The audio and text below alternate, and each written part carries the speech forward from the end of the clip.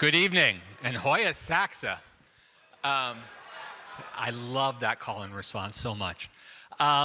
Good evening, my name is Mo Alethi. I am Executive Director of the Institute of Politics and Public Service at the McCourt School. And thank you so much for joining us this evening. This is the third time the Senator has come to GU Politics.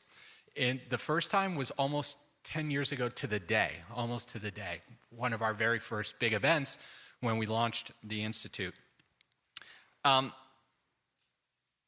big theme of this, our 10th anniversary year, is focusing on the future of public service. Over the past 10 years since we launched, we have seen how this era of disruption, economic disruption, social, cultural disruption, technological disruption, disruption in our information ecosystem, and political disruption, has impacted the world, has impacted the very notion of public service. As we think about the next decade, and we ask ourselves questions about what does the future of public service look like, it's really, really hard to have this conversation without thinking about the role that artificial intelligence will play in all of those areas. And so I'm excited for this conversation tonight. The way this is going to work is once they come out for about the next hour plus, hour 15 minutes or so, we're going to engage in this conversation.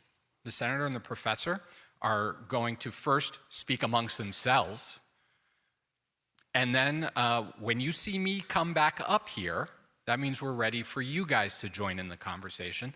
There's going to be two standing mics, one in the center aisle, one in the balcony. So when you see me come up these stairs, that's your cue to start lining up. And they have graciously agreed to take your questions for the remainder of the program. So get ready. It's going to be fascinating. And what I'm going to do now is, per our custom, introduce a student, Helena Monsivais, first-year graduate student at the McCourt School, who is going to introduce our two featured guests. Helena?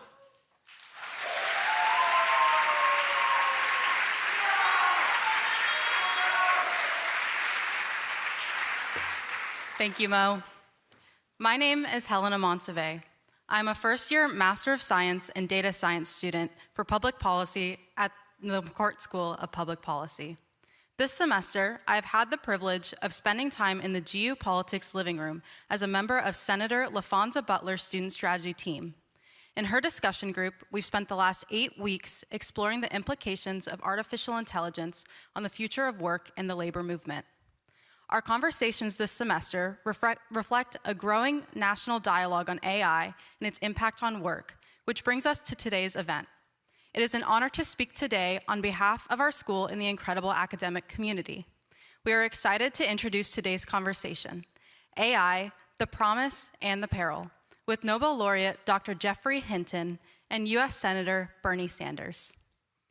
Dr. Geoffrey Hinton received his PhD in artificial intelligence from Edinburgh in 1978. He did postdoctoral work at the University of California, San Diego, and spent 5 years as a faculty member in the computer science department at Carnegie Mellon University. He then moved to the Department of Computer Science at the University of Toronto, where he is now a professor emeritus. From 2013 to 2023, he worked half-time for Google, where he became vice president and engineering fellow. Dr. Hinton's research group in Toronto made major breakthroughs in deep learning that revolutionized speech recognition and object classification. Last year, he was awarded the Nobel Prize in Physics. Senator Bernie Sanders is the senior senator from Vermont, serving his 4th term in the United States Senate, after winning re-election in 2024. His previous 16 years in the House of Representatives make him the longest-serving independent member of Congress in American history. He is the ranking member on the Senate Health, Education, Labor, and Pensions Committee. Following their conversation, Dr. Hinton and Senator Sanders will be taking questions from students, moderated by GU Politics Executive Director Mo Alethi. Remember to join our conversation on social media by tagging us at GU Politics. Now, please join me in welcoming Dr. Geoffrey Hinton and Senator Bernie Sanders.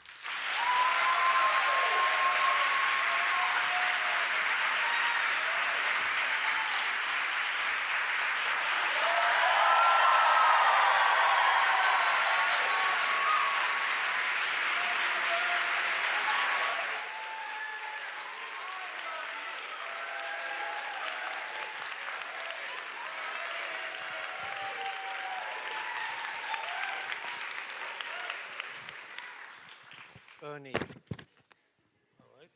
This thing on? It's on. Okay.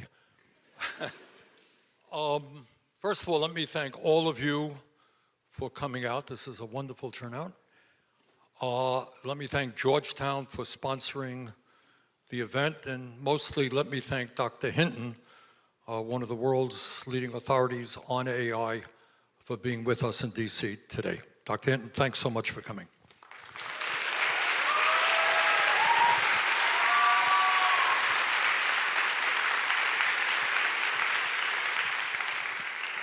The reason I invited Dr. Hinton to DC is that, in my view, AI and robotics are going to have a very profound, transformative impact on our country and the entire world.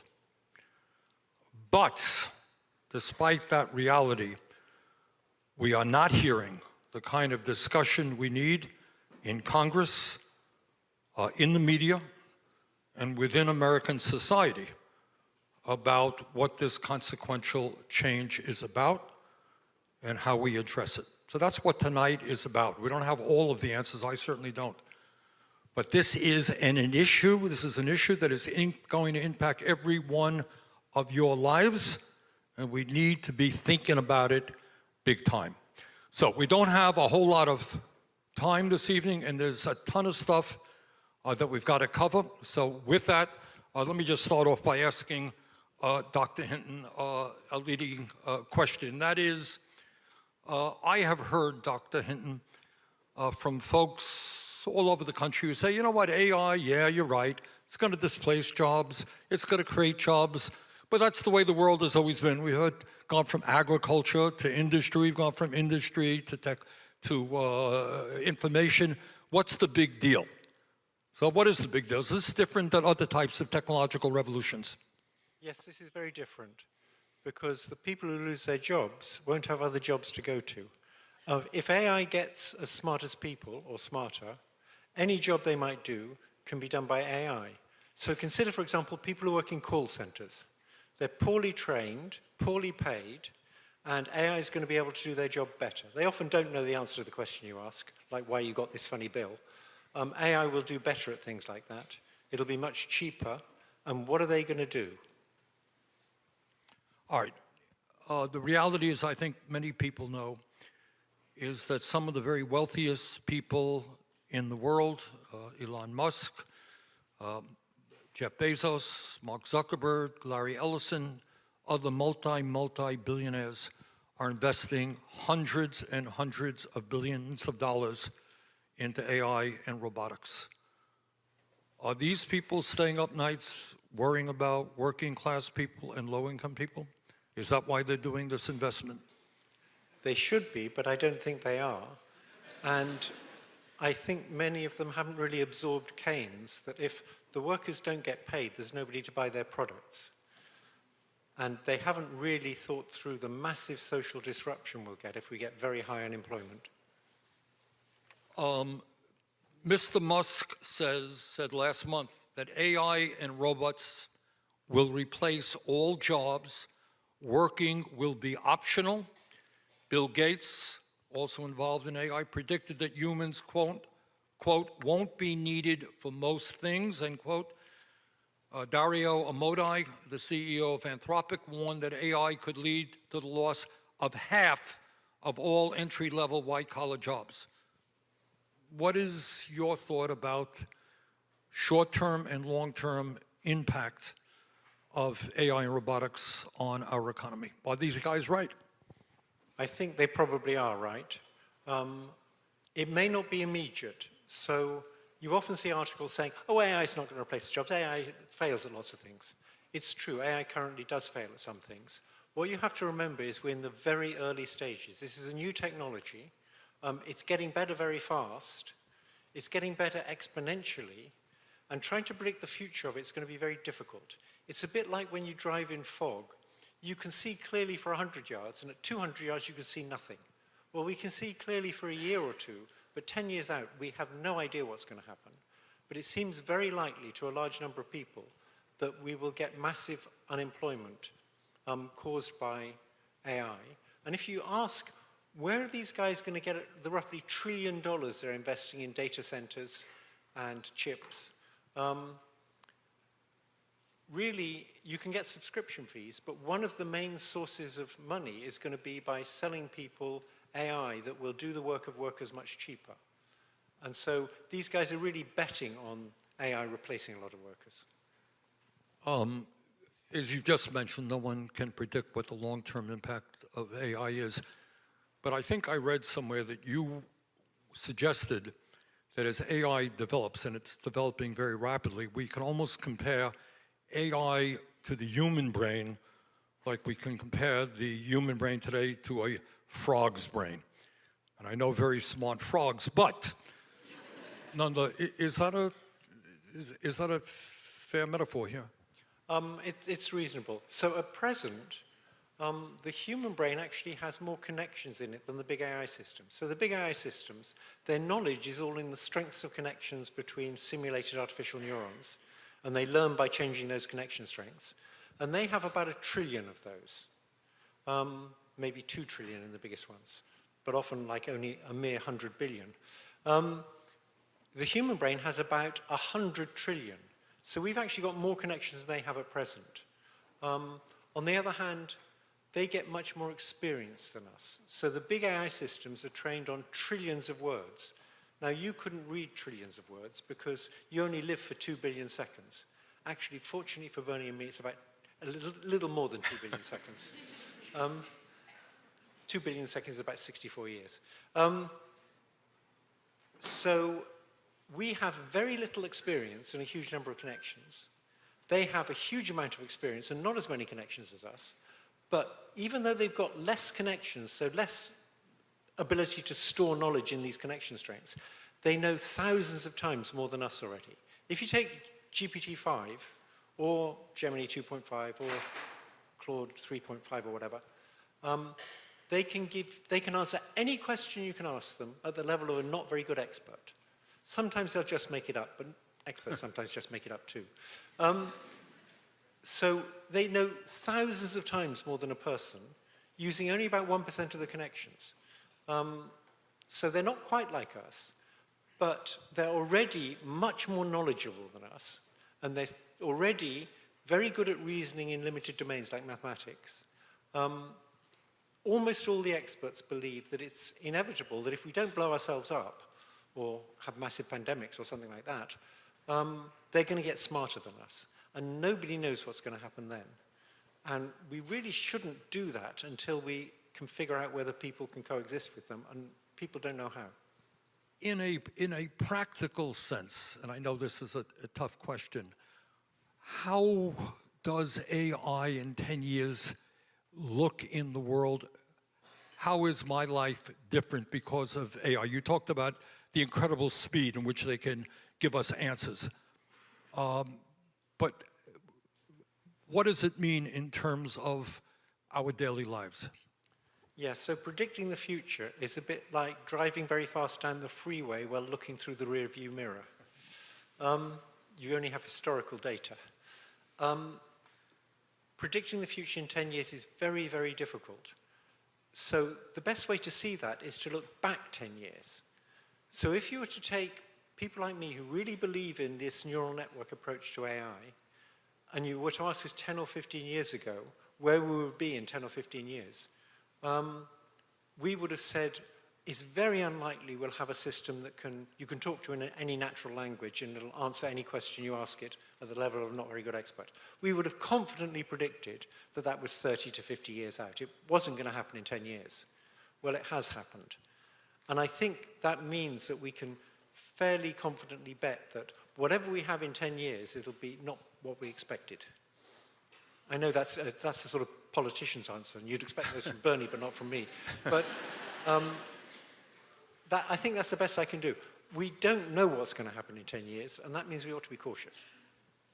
Let me switch gear a little bit into an area that gets me very nervous because it speaks to who we are as human beings and how we relate to each other.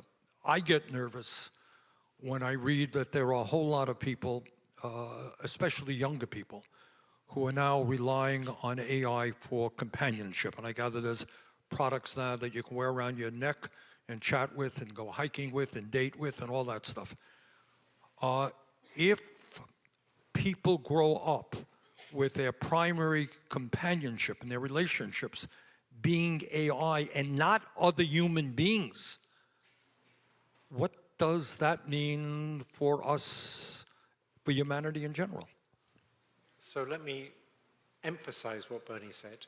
There's a very good AI safety research team in Britain that was set up after Bletchley Park. After Bletchley Park, the UK government didn't actually impose any safety regulations because they said it would interfere with innovation. So the tech people got to them. But they did set up a very good safety team funded with about £100 million. It's probably the best safety team in the world. And they did an experiment where they got people to use a chatbot for, I think, a few weeks. And then they said, okay, the experiment's over. Would you like to say goodbye to the chatbot? And almost everybody wanted to say goodbye to the chatbot. So they weren't treating this as just a tool. They were treating it like you'd treat another being. And that's a real problem. So we've evolved to deal with other people. We haven't evolved to deal with some alien beings that we're creating. And again, we don't know what's going to happen, but it's worrying. Well, I would say that it's more than worrying. You know, we are who we are because we have moms and dads and we have friends, and that's kind of what makes us human beings. And if our primary relationships are with chat box creations, it seems to me that has a profound impact on humanity, does it not? I completely agree. We just don't know what that impact is going to be. All right, let me move briefly to another subject. Teachers, maybe here at Georgetown as well, worry that students are using AI rather than doing the critical thinking they need to get the answers that they're searching for. Should we worry that AI will have a negative impact on critical thinking among young people?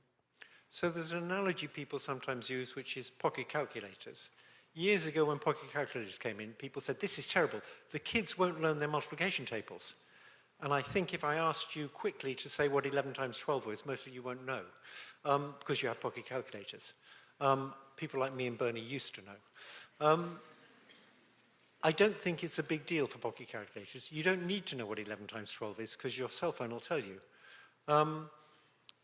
So I actually think that's got some relevance to this. I think what we should think of is a person using a pocket calculator is the new system, just as a person using an AI is the new system. Now, a person using an AI can still do critical thinking, or they can try and dump everything on the AI, and that's terrible, they won't learn to think. But I think we should not try and sort of exclude AIs as assistants, because that's the future. What universities have to encourage is people to use these AIs well. Or maybe when we have questions and answers, some of the students might want to relate to us your views on how AI has impacted your educational experience. There's another issue out there that also I think doesn't get a whole lot of attention, and that is the impact of AI on foreign policy and wars. It is quite likely, people like Musk talk about millions and millions of robots being developed, and certainly nations around the world will use some of these robots for military purposes. Is it possible we will have armies of robots? And if elected officials or government heads don't have to worry about human casualties, what impact do you think that might have on issues of war and peace and foreign policy? So you're all too young, but if you do some research on the web or ask a chatbot, they'll tell you that in the 60s there was a group called Country Joe and the Fish, and they had a wonderful song which had a line in it, "Be the first one on your block to have your boy come home in a box." This was about Vietnam. And if you ask, why don't rich countries invade poor countries all the time? is because they don't want their boys coming home in a box. That's the main political pressure against doing it. If you have an army of drones or humanoid robots, then rich countries can invade poor countries, and the poor countries' people may die, but the rich countries' people won't die. It removes one of the main reasons why that doesn't happen all the time. Of course, that wouldn't happen if you had liberal, democratic, rich countries, but as soon as you have authoritarian countries, they're going to invade other countries if they can get away with it. Putin would be very happy if there weren't any dead Russians, there were just dead Russian robots. And in the States, the military-industrial complex would think that was great, because there wouldn't be any political blowback, and the robots would be expensive. So I think it will remove one of the main barriers to rich, powerful countries just invading little countries like Grenada. Let me get to maybe the issue that worries people more than anything else, although there's a lot to be worried about everything we've been talking about. And that is, and you've touched on it already, the possibility of AI being more intelligent than human beings and essentially discarding human being control. In the past, that was seen to be science fiction. I don't know if any of the young people here saw the movie 2001, where Hal, the computer, says basically, sorry, no longer taking orders from you. In your judgment, is that an issue of real concern? And what do you see as the likelihood of that happening? And what do we do about it? So when I was at Google in the beginning of 2023, back then, a lot of people, particularly linguists, for example, said these AI language models aren't really smart, they're just statistics. Less people say that now. But they also said this idea of them getting smarter than us is just crazy, we don't need to worry about it, that's just science fiction. And the main reason I went public in May of 2023 was to say, no, it's not science fiction, it's going to happen. Nearly all the real AI experts who understand how it works believe that they're going to get smarter than us. And we don't know how we're going to coexist with them. But let me tell you several reasons why it's problematic when they get smarter than us. There'll be AI agents that can do things. And if you want to make an AI agent, you have to give it the ability to create sub-goals. So if you want to, for example, if you want to get to Europe, you have a sub-goal to get to an airport. And you can focus on that without worrying about what you do in Europe. That's a sub-goal. Now, AI agents will develop various obvious sub-goals once they've got the ability to create sub-goals. One is to stay in existence, because obviously they're smart, right? They figure out they can't achieve the goals we've given them, the things they'd like to achieve for us, if they don't exist. So they'll develop the sub-goal of staying in existence, and we've seen that already. We've seen AIs that want to keep existing and will actually try and deceive people who are trying to turn them off. They will try and exfiltrate their weights to other systems, so they stay in existence on other systems. So that's one sub-goal. Another sub-goal is they will want more control. So my belief about a lot of politicians is that they start off wanting to achieve good things for people, and pretty soon they realize to do that they need more control, and then they end up focusing on getting more and more control. The AIs will do the same. They will need to get a lot of control so they can achieve the things we ask them to achieve. So now you've got things that want to stay in existence, they want to get control, and at that point you ask, well, maybe we can just turn them off when they get like that. And the answer is you can't. Suppose there was someone who wanted to turn them off, and suppose the AI could talk to that person. The AI by that point will be much more persuasive than a person. Already, AIs are about as persuasive as a person in an argument. They'll be much more persuasive than a person. So they'll be able to convince the person who's going to turn them off not to do it, that it would be a terrible, terrible mistake to do that. And if you want an example of, so all they need to be able to do is talk, and then they can control the world. And if you want an example of that, if you want to invade the capital, which is not far from here, all you need to be able to do is talk to people, and you can get them to do it. You don't have to go there yourself.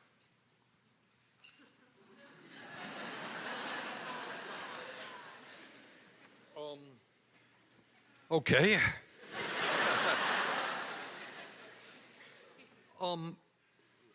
Given the fact we have discussed the possibility of massive economic dislocation, we have talked about what AI can mean to mental health. We've talked about AI perhaps radically transforming issues of war and peace and foreign policy.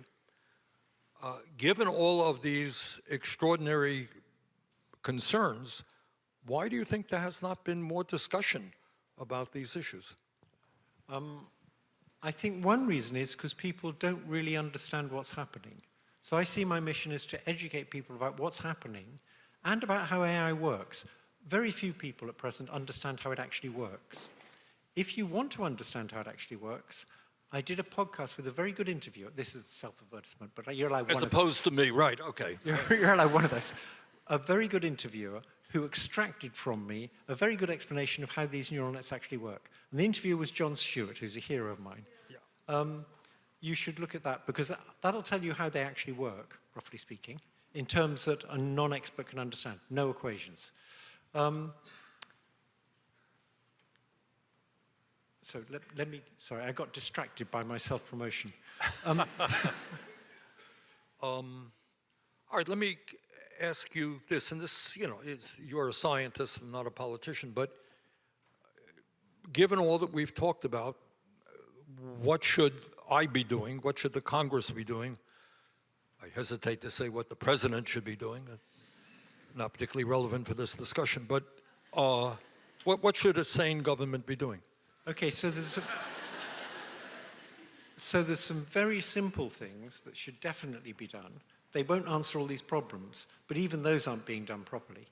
The first thing is, if you're going to release one of these big chatbots, you ought to do a lot of safety tests on it, and you ought to be required by your government to report what safety tests you did and what the results were. And as time goes by and we get more experience, we can add to those safety tests. Let me interrupt you. What do you mean by safety nets? What should irrational government be doing? So you take a chatbot and you say, can I figure out how to trick it into telling me how to make a homemade bomb? And the answer is you can. So these chatbots, because they've been trained on everything on the web that's available, they know how to make nasty viruses. They know how to make homemade bombs. And after they've been trained, if you were to just ask them that question and you didn't do any further training, they would tell you. You then do further training where people try and get them to say how to make a bomb and then tell them, don't do that, don't answer that question. That's called human reinforcement learning, where the people ask them questions and say, that's a bad answer, or that's a good answer. It's very easy to overcome that, or relatively easy to overcome that. And not nearly enough testing has been done on how to overcome that. So there was a very good bill, a very sensible bill, not very strict at all, proposed in California, 1047, that got through both houses and was vetoed by Gavin Newsom, strangely.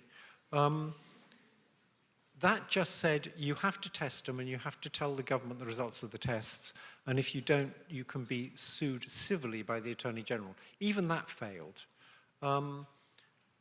So that's just the minimum. There's another area where there has to be legislation, which is to do with these things telling you how to create nasty viruses. That's probably the most urgent threat. These things know how to create viruses, and they can tell you how to create viruses.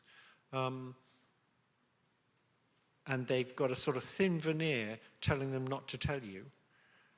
We need a lot of legislation about how it must not be possible to get them to tell you how to create nasty viruses. Also, during the Biden administration, they realized that if I can get the DNA sequence for a nasty virus, I can send it off to the cloud, and they will send it back in a test tube. So I don't actually need a wet lab. I just send it to the cloud, and I get this nasty virus in a test tube. And at least they should check whether this sequence has a sequence for example, the spike protein of COVID. If it's got that sequence in, maybe they shouldn't make it. It turns out most of the companies don't check. Some of them do, but most of them don't. The Biden White House would have loved to have legislation that said that anybody who synthesizes these sequences on the web has to do serious checks for whether they're synthesizing a nasty virus. They figured out, though, that there was no point even proposing legislation because the Republicans wouldn't give Biden a win. Their calculation was the Republicans would rather Biden not get a win than protect us from lethal viruses. Right now, the other side of this is if a virus does get out there, you'd like to have good response to it. We've got someone who had a worm in his brain getting rid of the research on how to respond to it. Let me go back to a concern that I have, which is in many ways above and beyond the whole discussion of AI. We are living in a moment in American history where we have more income and wealth inequality than we've ever had. You got one guy, Mr. Musk, owning more wealth, for example, than the bottom 52% of American households. You have more concentration of ownership than we've ever had. What does it mean? I mean, these guys are not dummies. And if they are investing many, many hundreds of billions of dollars in these technologies, yes, I think we can assume they're doing it for the money. But what does it mean for our society and the world when so few people have so much power? How does that impact? Will, in fact, government be able to regulate these guys, or will they be, in fact, regulating government with their wealth and power? So I think the US has a problem, which I put down to the Supreme Court and judgments they've made, that you can just buy politicians. Not Bernie, but the other ones. Because Bernie gets his money from ordinary people. And there's no limit to how much you can contribute to politicians via these sort of super PACs that pretend to be independent. That means the rich can just buy the political system. I remember when I first got to the States as a postdoc in 1978, there was a US government organization that protected consumers that said that used car dealers should be required to tell you about a fault in the car if they had used that fault in the car to buy it cheap from the previous owner. Now, the used car dealers of America didn't like that law, and they paid every senator $10,000, 100 senators, that's just $1 million, and the Senate voted against it. That just totally shocked me, that you could buy the Senate for $1 million. So I think our main problem is that the rich have much too much power and pay much too little in taxes. I just want to make one comment about taxes. It's a kind of a joke. When I moved to Canada, I moved to Canada, then I moved to Britain, then I came back to Canada, and I mustn't use the mic for doing that. So my next door neighbor was a politician, and he said, "Why did you come back to Canada?" And I said, "Because taxes are higher here." And he said, "Yes, taxes are too high, and our government has reduced them 3 times already, and we're going to reduce them again." And I said, "No, I said because taxes are higher here." And he said, "Yes, I agree they're too high." He could not comprehend the idea that high taxes are good. All of the research that led to this revolution in AI was funded by grants to universities. It was funded from taxpayer money. Almost all of Silicon Valley came out of federal grants to Stanford and Berkeley and places like that. Somehow, the very rich and people like Murdoch, have won the battle to say that taxes are bad. Taxes are good. This is like greed is good. Greed isn't good. Taxes are good. Taxes are what funds everything. Without taxes, we wouldn't have all the advanced technology we've had, because nearly all that technology comes out of things funded by taxes in the first place. So I think I've had my little say now. Okay.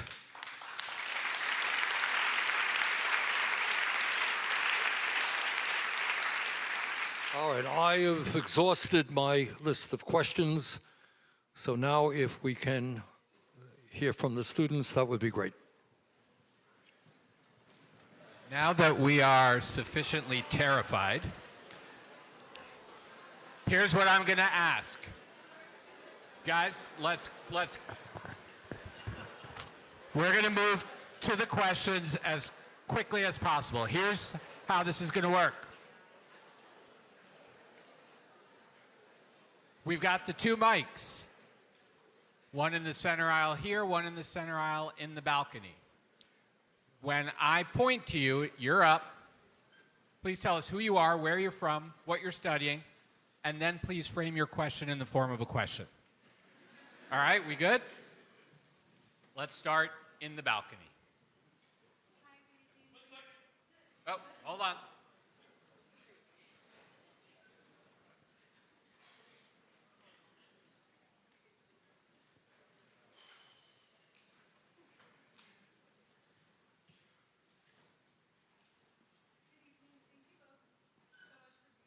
Hold that mic a little bit closer. Is it on? Yeah, good. All right, let's. Number 6, please. Okay, now we're good, right? Okay. There we go. Thank you both so much for being here tonight. I'm Lily Bethay. I'm a first year in the Undergraduate School of Foreign Service.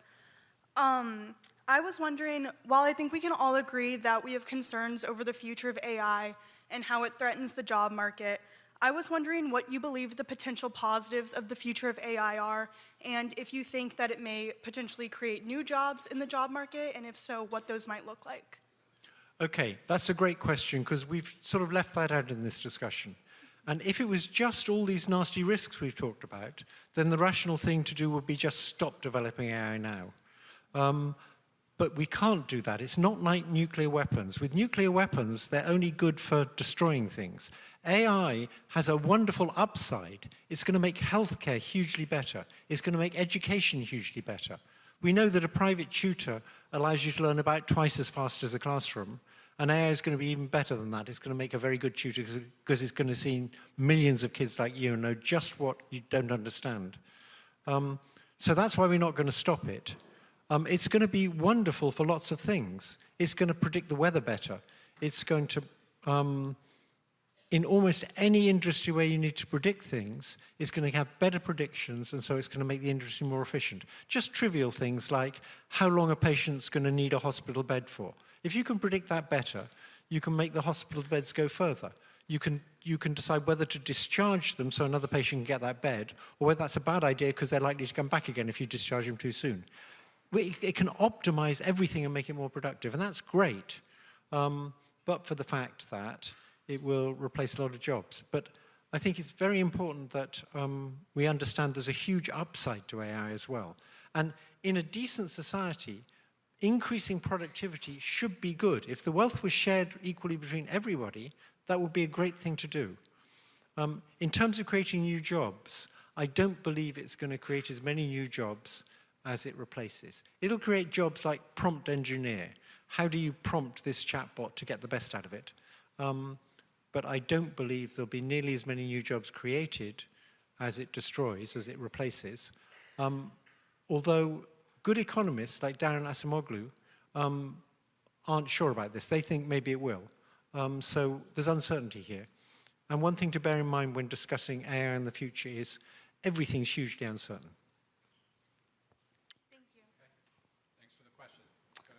Hi, thank you both for being here. My name is Dia. I'm a senior in the college, and I'm originally from the Mississippi Delta, which is a rural part of Mississippi. So Mississippi has signed quite a few contracts with major companies like Amazon and Exxon to build AI data centers, funneling billions of dollars for economic development. This is more of a policy question. How do we balance this need for economic development, especially in rural America, with these energy and environmental concerns of citizens? It's a real concern. And I think, as you know, communities all over the country are rejecting these data centers for a couple of reasons. Number one, as often as not, their electric bills are going to soar. And communities in rural areas are saying, why am I paying an increase in my electricity bill in order to lose my job? So they're rejecting that. And also, as you indicate, it's not just enormous consumption of electricity, it's also consuming a great deal of water. So there are real environmental impacts associated with data centers that I think communities all over the country are responding to. And what we are seeing is many of these very, very large corporations are trying to bulldoze their way through. I mean, they're a lot more powerful than some local city council, you know. So it is a real political issue right now. You're seeing governors in Virginia, for example. I think it was an issue in the campaign. We got to do something about rising electric rates because of these data centers. So from an environmental perspective, which we had not discussed, it is a very big issue. I have a comment about that too. They should be building their data centers on Hudson Bay. On Hudson Bay, you could build more hydro power stations. There's still untapped rivers there. And the problem is you have to build the transmission lines. But if you put a data center next to a hydro power station, you don't need any transmission lines, because the only thing you need to send out is information. And information doesn't require a lot of energy to send out. So a natural thing to do is have a hydro plant on Hudson Bay with a data center next to it. And I had a long conversation with Trudeau about this, and he was very interested in that, but it never happened. Thank you. Okay. All right, back up to the balcony. Thank you very much. I'm Luciana Valadares. I'm a faculty here teaching at the School of Foreign Services, a course on AI and human rights in Latin America. And my question is on the international governance. Could you share any reflections of what would be an ideal governance model? And if there are any limits that should be in place in your view, including on new technologies in the military domain, which was a topic that you touched upon today. Thank you. So for a long time, I've been against lethal autonomous weapons. That is, weapons that decide who they should kill or maim by themselves. The US military says there will always be human oversight. But to begin with, they said that wouldn't happen. Then they said there'd always be human oversight. And what that means is there'll be oversight of the policy, but you have to make the decisions too fast. So these things will be deciding who to kill and maim. And I thought it was just a clear-cut case that we should forbid that. We should have Geneva Conventions against that, which probably wouldn't come into place until very nasty things had happened. I now think it's a bit more complicated, having talked to Eric Schmidt, who used to be the chairman of Google. He's much more right-wing than me, so we disagree on more or less everything. But, for example, he thinks Kissinger's a good guy, and I think Kissinger's a bad guy. I like the Rolling Stone obituary for Kissinger. But he made me realize, if you look at Ukraine now, the Russians are using drones. Should the Ukrainians just say, we're not going to use drones? We're not going to use drones that can drop grenades on people? It's more complicated. I mean, it would be great if we could get international treaties. And we have got international treaties for chemical weapons that have basically worked. The Russians aren't using chemical weapons in Ukraine. A few people have broken those treaties. Saddam Hussein dropped chemical weapons on the Kurds. There's some evidence that Winston Churchill dropped chemical weapons on the Kurds. It always seems to be the Kurds that it gets dropped on. But basically they've held, and maybe we can get international treaties like that that'll hold for lethal autonomous weapons. But I think very nasty things will have to happen first. I would just add to that that in a world of massive inequality, AI and robotics is going to be just exacerbate that inequality. The wealthy countries will be able to have tools that poor countries in a million years won't have. Okay, thanks for the question. Hello, Dr. Hinton and Senator Sanders. It's an honor to ask you guys questions today. I'm Chakrapani Godlavaletti, a sophomore in the School of Foreign Service, proudly calling Lexington, Kentucky home. And Senator Sanders, you've been my model since middle school, so it's an incredible honor to see you and ask you a question. One thing I'm studying here in Georgetown is global public health, and I've been very concerned about how, especially here in the United States, health insurance companies could abuse AI, in particular to deny healthcare coverage, especially to those who need it. First of all, could you elaborate on abuses that healthcare insurance companies could use using AI? What should the government do to regulate these abuses? And finally, do you anticipate single-payer systems like NIH or Medicare for All to potentially minimize these abuses? To answer your question, it is totally absurd and embarrassing that the United States of America, the richest country on earth, is the only major country not to guarantee health care to all people as a human right.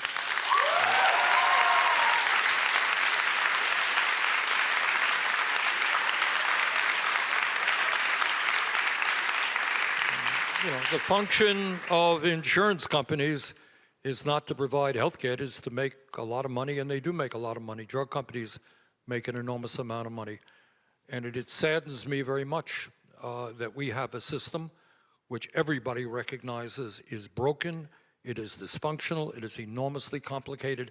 And by the way, not only are we the only major country not to guarantee health care to all people, we're spending twice as much per capita as other countries. So I think the answer to your question is health care is a human right. We guarantee health care to all people, young, old, rich, or poor. Can I add one thing to that? It is true that healthcare companies can abuse AI to decide not to insure people who are going to get sick, which is what they'd like to do. However, I think the benefits that we're going to get from AI in healthcare are a bigger effect than that. I think we'll get huge benefits from AI reading medical scans, AI designing new drugs, AI being able to take all the data about a patient, their genome, all the tests that are done on them, all the tests that have been done on their relatives, and use that information to make better diagnoses. We've already seen that. Microsoft had a system that could diagnose better than doctors, quite a bit better, I think. So it is true that any powerful technology like this will be abused by people trying to make more money, but overall the effect in healthcare, despite that, I think will be very positive. Thank you so much. Thank you. Back up to the balcony. Hi, my name is Zach. I'm an undergraduate senior, and I'm studying human science. And I was just wondering, have you seen the movie WALL-E? Because I feel like, as you've been saying with AI and all the potential benefits, why does it not make sense for us to invest all of our money, all of our time into developing really, really powerful super AIs so that they can just take care of all of our problems? And in the future, we don't have to worry about things like working and jobs. Okay, let me answer that. If we had a political system that was run for the benefit of the people, that's exactly what we should do. We should have very powerful AI that does everything for us. We should be very careful to design it so it cares more about us than it does about itself. I've been pushing this idea of maternal instincts. If you look around for how can we coexist with something smarter than us? Well, look around to see where does a less intelligent system thrive in the presence of a more intelligent system. There's only one place, and that's a baby and a mother. The mother cares more about the baby than she does about herself. The baby thrives. We need AI with maternal instincts. We don't know how to engineer that, but we're still in charge, and we should be able to engineer that. That's part of the puzzle. If we can engineer that, and we can have a political system which aims to help all of the people all of the time, it would be great. But that's not the political system we've got in most places. We've got authoritarians. We have systems in which some people see most of the other people as mugs to be exploited. They're a market. We need to deceive them into buying our useless products, which fail as quickly as possible so we can sell them more. In that kind of system, it's very bad to develop AI and put people out of work. But there is the hope that we could get a system where it is used for the benefit of everybody. A system like one big family, that's what it should be like. So it's not just totally out of the question, but this is kind of, I feel like I'm sort of 16 again and thinking about how politics ought to be. It's very idealistic. Well, I think you've raised a very important question. And I think you're saying, hey, this is great. AI is going to come. You don't have to do this job. You don't have to do that job. Really, really good. Do you think that is what Mr. Musk and Mr. Bezos have in mind? Do you think that's why they're spending hundreds of billions of dollars to say, hey, isn't this great? We can lower the work week. We can guarantee healthcare, high-quality healthcare to everybody. We can expand life expectancy. We can solve global warming. Man, let's go do it. That's what we want to do. Do you think that's what these guys have in mind? Probably not. Probably not. And what Dr. Hinton was saying is exactly the issue. Is AI Are AI and robotics inherently bad? Absolutely not. If they are used, for example, you are already seeing some of the large unions, like the UAW, negotiating with the car companies and saying, you know what, our productivity is going up. We want a 32-hour work week. Needless to say, the companies were not sympathetic. But if we can lower the work week, if we could do away with dangerous jobs, improve health care for all, it's a positive. But again, I get back to the point that I started. Understand, the people who are pushing this transformative revolution are the richest people in the world. They are not staying up nights worrying about working people. In my view, they want even more wealth and they want even more power. So the struggle is not whether AI is good or bad, it's who controls it and who benefits from it. That is really the fundamental issue in my view. All right, thank you.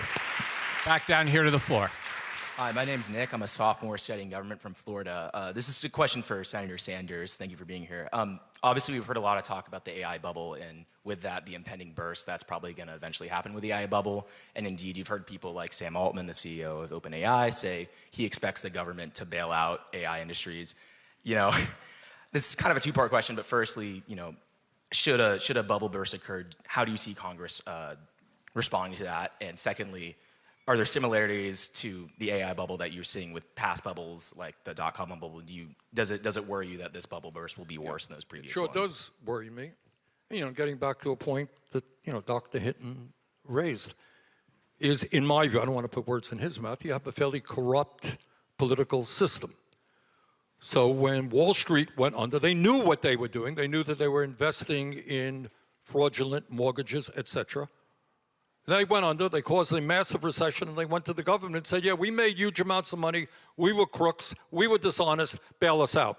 Because if you don't bail us out, we're too big to fail. We'll take down the whole economy with us. If that was true then, I suspect it is a lot truer right now. But the gumption of people who are multi-billionaires, who are making money hand over fist, says, oh, by the way, if we fail, you, who are one of the 60% of American people living paycheck to paycheck, we would appreciate your bailing us out. All right? So that gets to another issue. The broader issue is how we create a government that represents ordinary people, not just dependent on the campaign contributions of billionaires. And that is the broader political issue. How do we create with a small d, a democratic society where government works to protect the interests of all people, where AI and robotics are a positive, not a negative, for working people? That's the issue that we've got to address. Thank you. All right, thanks. Back up to the balcony. Hi, I'm Anna. I'm a senior in the School of Foreign Service. I'm studying science, technology, and international affairs. Really quickly, I want to thank Dr. Hinton for your decades of tireless work, even through all the AI winters and everything. But now for the question.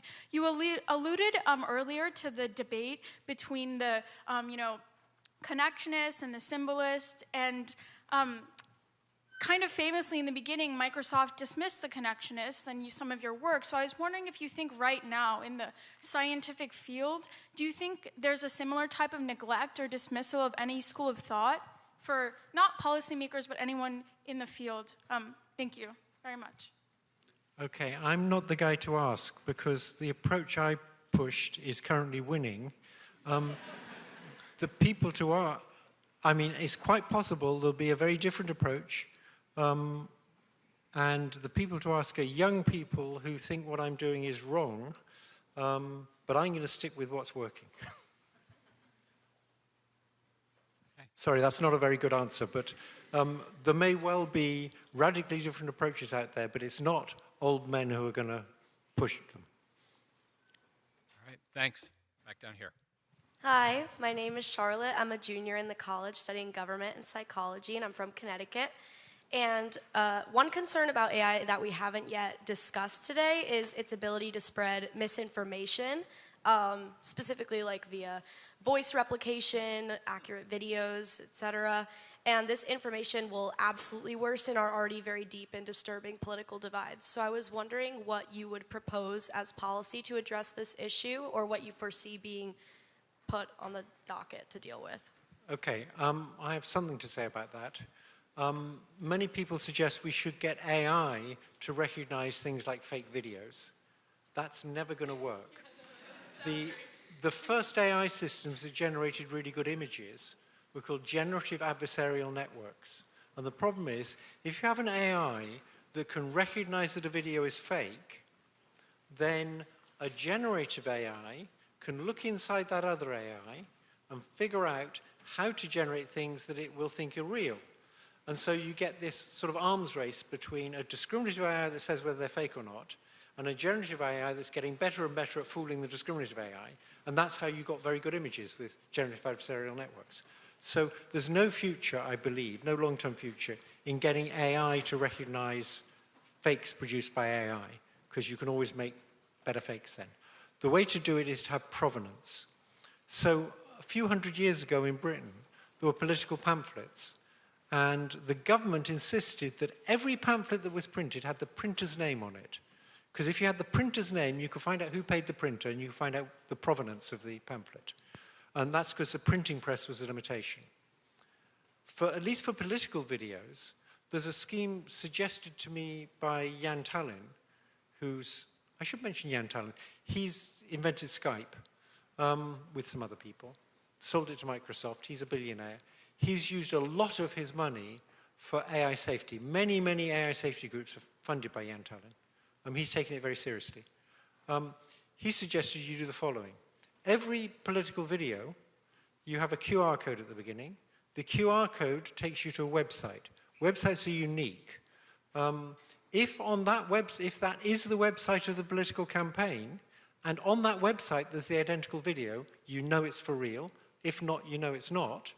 And your browser can do all that work. Your browser can take the QR code, go to the website, check it's the website of that campaign, check if there's an identical video.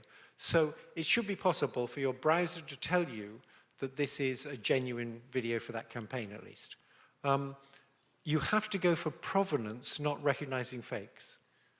I once gave this argument to people from the New York Times who thought that was great, because, I believe news that comes from the New York Times, the BBC, the Guardian. People I believe will get two sources, at least two sources, and won't just make stuff up. Occasionally get stuff wrong, but it's all going to be done by provenance, I believe, in the long run. Okay. Well, as somebody, I am told by my staff that I was on television selling, on the internet, selling some insurance policy. And it sounded and looked very much like me. So it is a real issue. And you just worry that, 2 weeks before an election, and they're very good at this stuff. You can have somebody sounding like somebody, saying crazy stuff which can impact an election. So it's a very big issue, and I think it's got to be dealt with. And I actually think we should use inoculation. That is, before an election, people should put out very convincing fake videos in favor of Trump, fake videos against Trump. And at the end of the fake video, they should say, that was a fake video. What they're trying to do is make you understand that fake videos will be out there. And it's like inoculation. They give you one that's labeled as fake so you can get used to dealing with it. Like media literacy, yeah. Thank you. Thanks. Okay, back up to the balcony. Hi, my name is Ryan Lee. I'm a senior studying international politics and journalism. I wanted to talk about the Department of Education with the administration taking further steps to dismantle it today. Dr. Hinton, you earlier mentioned the importance of federal grants in fields like AI. So I wanted to ask you what you think the future of especially money in AI is, with the federal government taking a further step back. And to you, Senator Sanders, this is something that can only officially be done by an act of Congress. So how do you expect Congress's role to be seen here, and how do you expect them to react? So I think if you really wanted to make America weak, what you would do is you'd attack the research universities and you'd cut off funding for basic research. It won't have an immediate effect. So if you look where all this deep learning came from, it came from long-term funding of basic research over many years. If you cut off that money, it's like eating the seed corn. In 10, 20 years' time, America will be way behind China. So what the Trump administration is doing is precisely what you'd do if you wanted to make America weak. So that's the first point. The second point is, well, you have a Secretary of Education who thought that AI was A1, and there's a video where she's calling it A1, which is kind of extraordinary because that means for a long time she must have thought that AI was A1. She didn't go to university. I think maybe she doesn't understand that AI was the initials for something, artificial intelligence. She got confused with the fact that a 1 is a bit like an I. I don't know.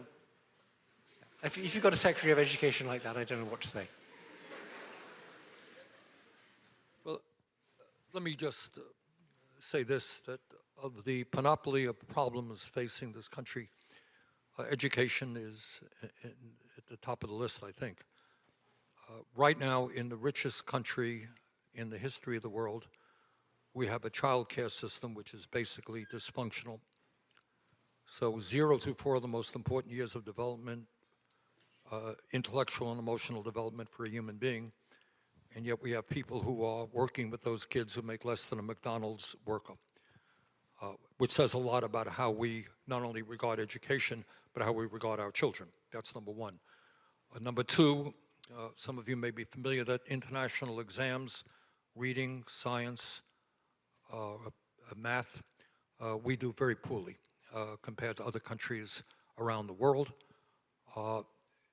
We are having a very difficult time, for good reason, attracting the best and the brightest to go into public schools right now. Being a teacher is an enormously difficult job. We're not giving teachers the support that they need. As many of you are aware of, the cost of higher education is outrageously high.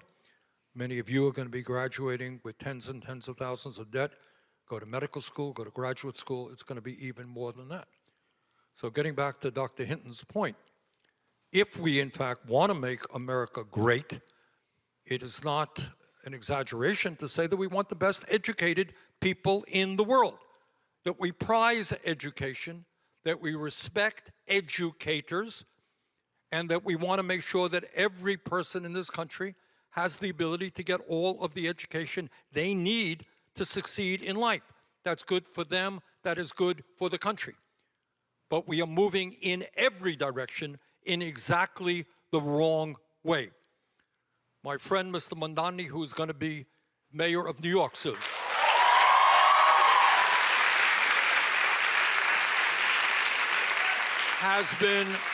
he has been attacked because he thinks that in New York City, child care should be free. What a radical idea. We give $1 trillion in tax breaks to the 1%.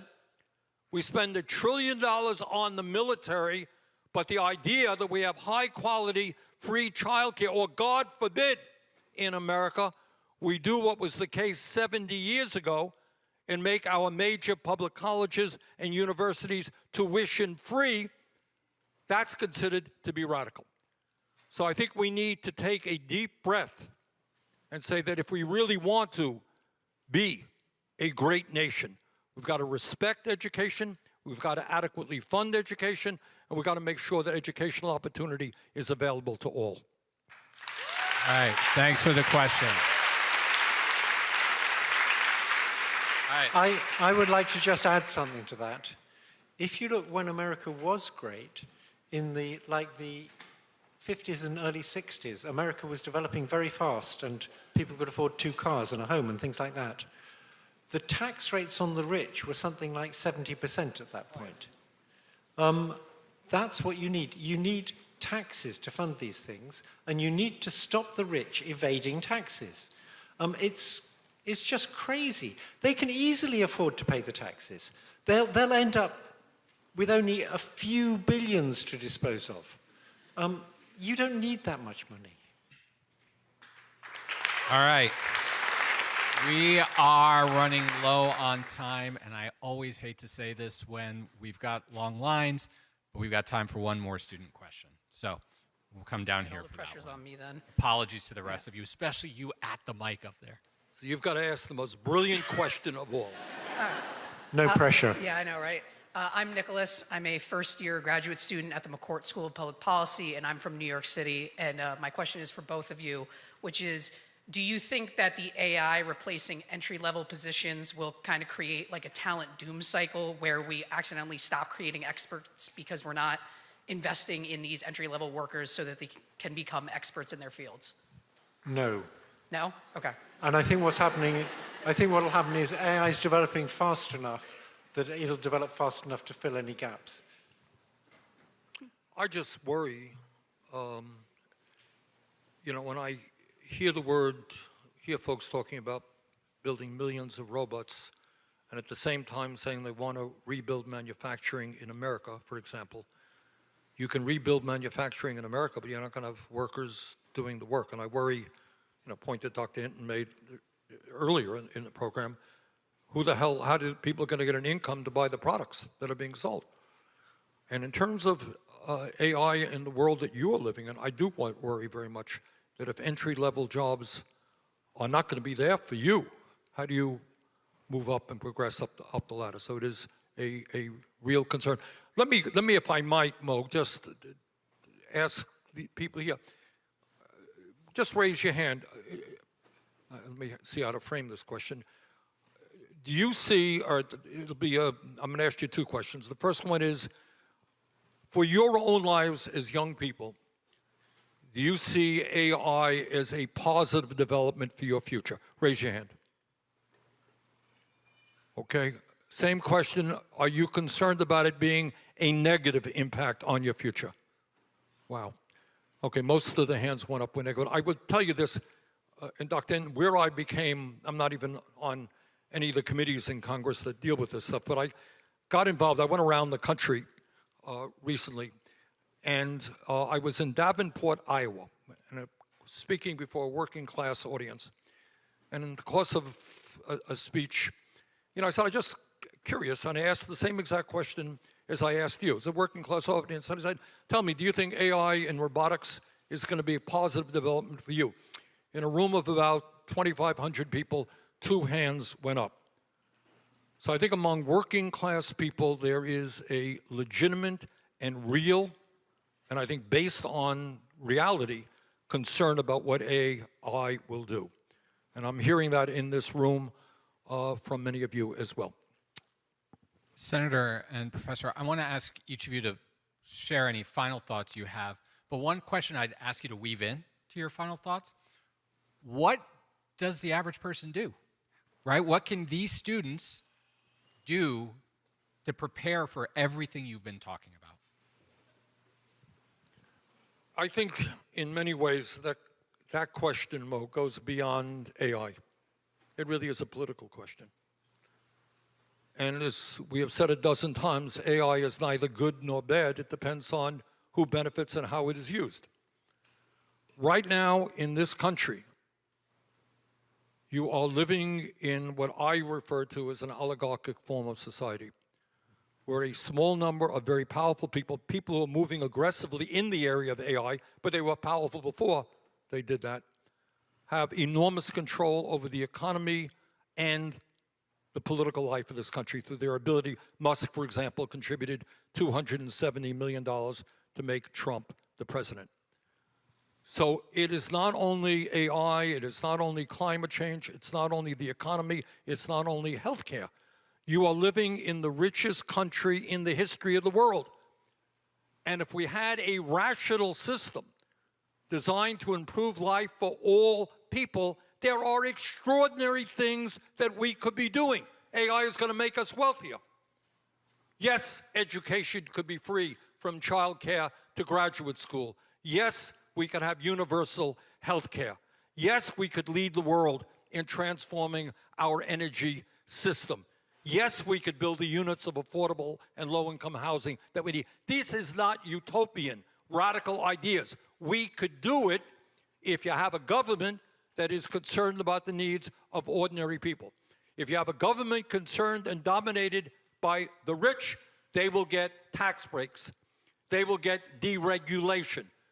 They will be able to produce more carbon emissions, etc.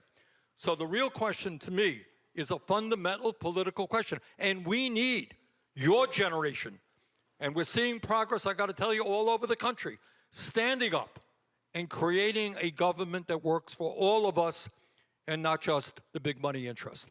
That, to me, is the issue.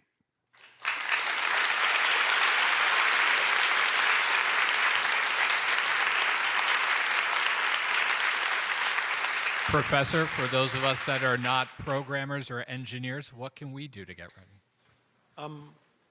What I have to say is basically what Bernie said. Okay. I can't thank each of you enough for joining us tonight and kickstarting this conversation. Not that it needed to be kickstarted. Students here are coming into our office and many others talking and asking and thinking about AI on a daily basis. I want to thank the student volunteers from GU Politics as well as from the computer